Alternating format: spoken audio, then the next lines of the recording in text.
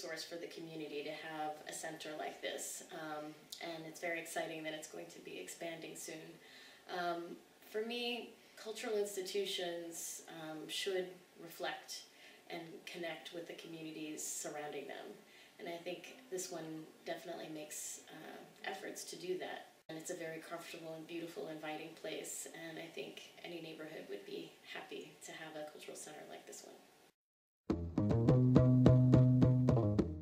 And I also think, you know, the 10th anniversary of September 11th is a good time to reflect on what's changed in the last 10 years, both in France and in the United States, with regards to Islamophobia, the legal situation as it pertains to Muslims, and as well kind of how the media and culture is reflects these changes. I know for myself, I think it's actually been quite a few years since I've had to reflect on it. It's not an easy thing for people in New York to do, I think.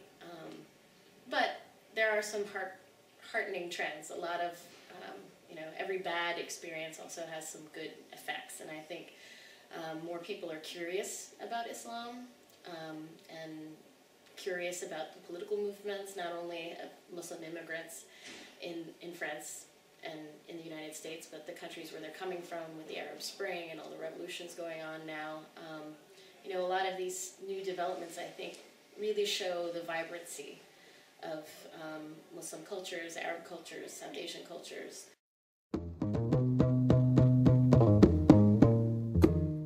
Seeing the photographs in the tea room of, you know, of New York, you know, I definitely see how it speaks to that, because, you know, the subjects that have been disappeared for the most part are, you know, working class folks of color and immigrants who live in these neighborhoods, not in downtown Manhattan, but in Queens and in Brooklyn and in Harlem and, you know, on the peripheries, and to be able to see images from New York from those neighborhoods, I think actually adds to disappeared, because it actually contextualizes where are these neighborhoods, you know, what does the street look like where these folks are from.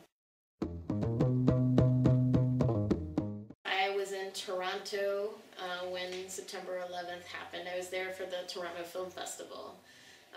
And this film that I had worked on with my partner at the time was supposed to premiere on September 11th at Toronto.